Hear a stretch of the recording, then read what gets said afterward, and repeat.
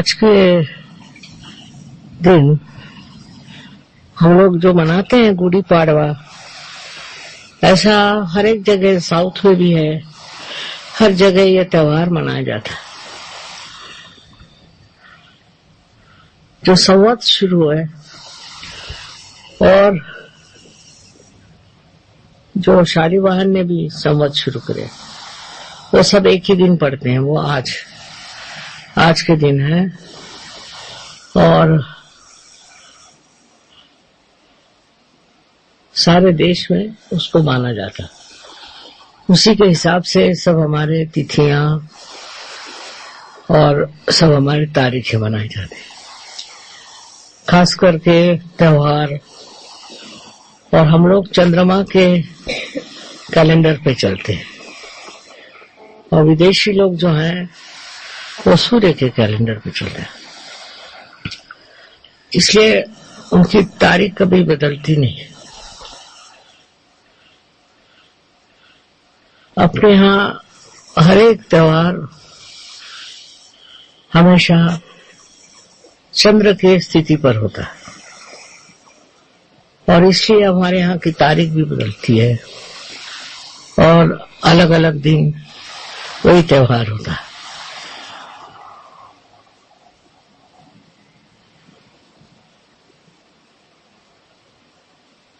इस प्रकार चंद्रमा का जो हम लोग बहुत मान करते हैं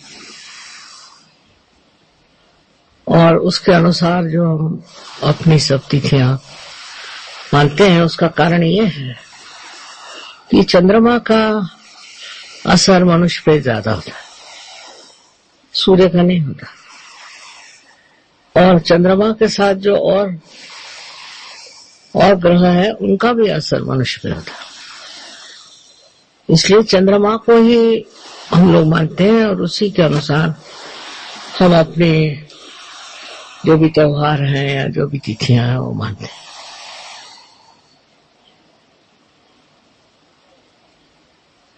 एक तारीख ऐसी जरूर है कि जो सूर्य के रूप से होता है, और जब सूर्य दक्षिणायन से उत्तरायण में आता है,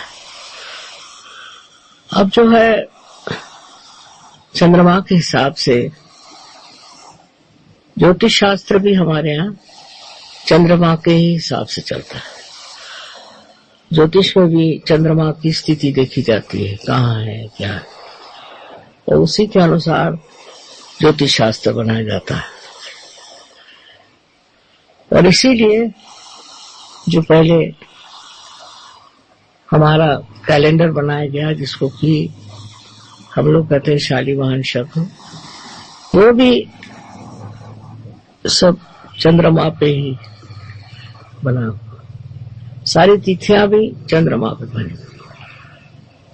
तो जिन लोगों को अपनी तिथि का पता नहीं होगा वो समझ नहीं पाएंगे कि क्यों अलग अलग तिथि पे ये त्योहार आते हैं। तो जो भी हो, हमें सोचना चाहिए कि चंद्रमा का इतना महत्व हम लोगों ने किया, उसका कारण यह है कि चंद्रमा से जो हमारे ऊपर असर आते हैं उसके बारे में हम सतर्क रहें।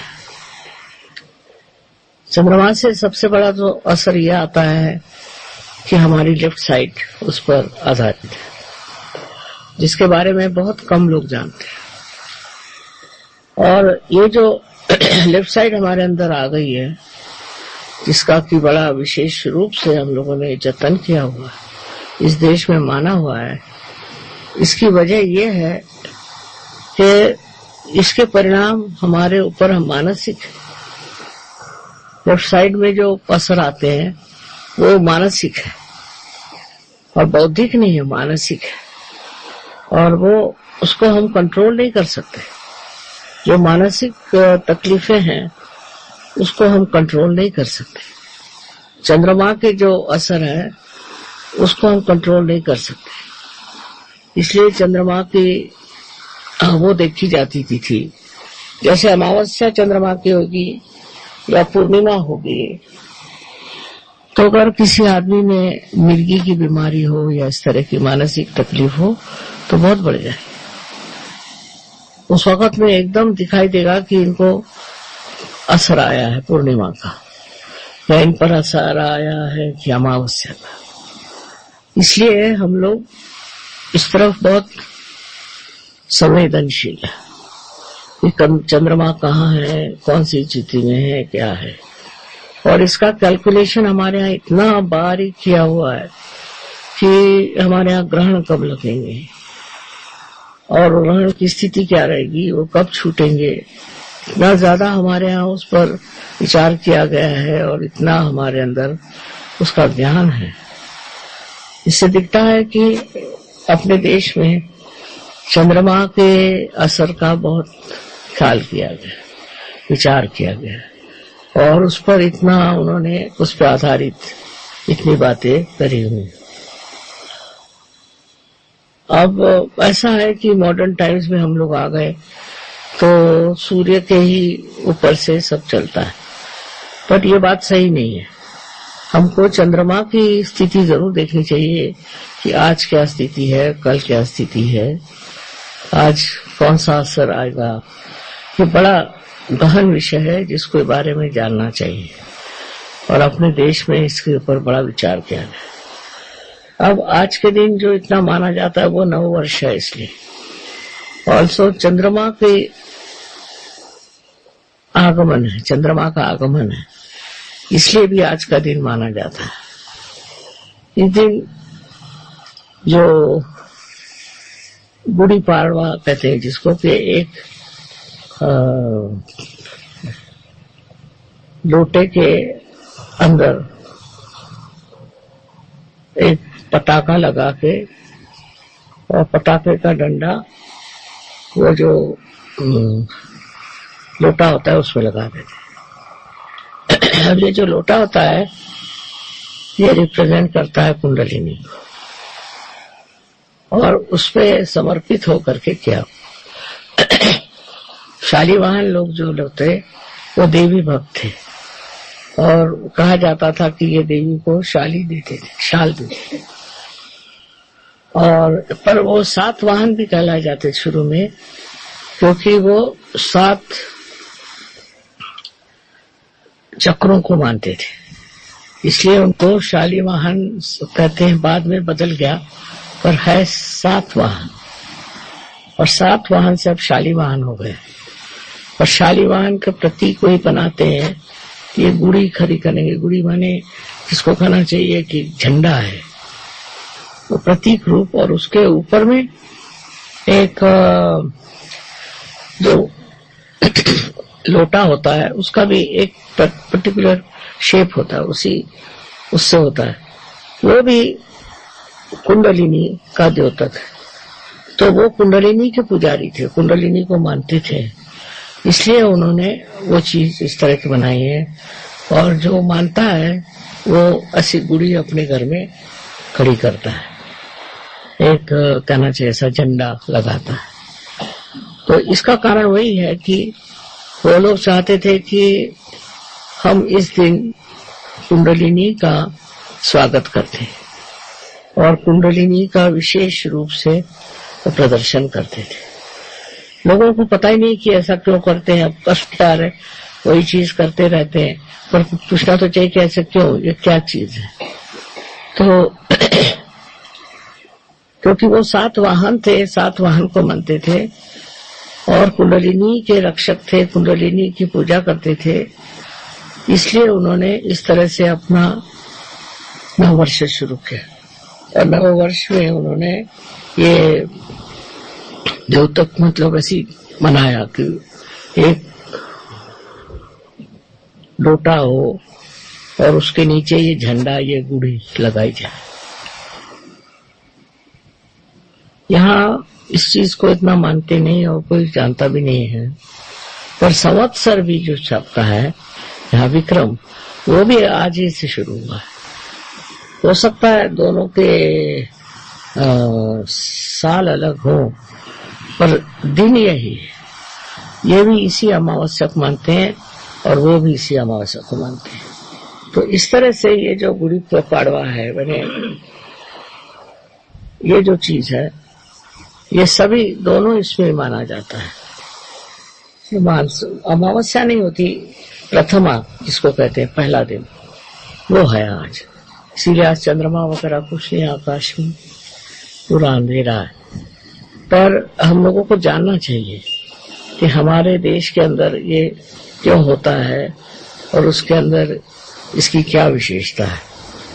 जब तक हम लोग अपने देश के बारे में नहीं जानेंगे, हमें उसके प्रति आदर, उसके प्रति में प्रेम नहीं हो सकता। बहुत बड़ी बड़ी गहरी चीजें हैं, पर वो गहरी चीजें हम जानते ही नहीं क्या है। अब कह दिया कलिजुग है, ये कलिजुग क्यों है, कैसे आया, इसका क्या मतलब है, ये सब हम लोग जानते नहीं है, सिर्फ सुन सुन के बातें करते हैं। और इसकी बड़ी भारी कहानी है कलिजुग की, परीक्षित राजा के टाइम की। वो कोई जानता ही नहीं, कोई पढ़ता ही नहीं, सब बेकार की चीजें पढ़ते रहते हैं। ज्यादा से ज्यादा कभी हो तो रामायण पढ़ लेंगे, पर इसका जो पीछे में जो संदेश है या इसके पीछे में जो शास्त्र है, उसके बारे में कोई जानता नहीं। तो हम सहयोगियों को चाहिए कि हम जानें हमारे देश की जो सभ्यता है वो कहाँ से आई और किस तरह से हम इस स्थिति में पहुंचे, ये जानना चाहिए। क्योंकि उसको जाने बगैर हमारे अंदर यही परदेसी दिमाग आ जाएगा और उससे अहंकार और ये सब चीजें आ जाएंगी। बेहतर है कि समझ लें कि हमारे अंदर जो ये चीजें हैं वो कहाँ से आई, उसका क्या महत्व है, ये हम क्यों करते हैं।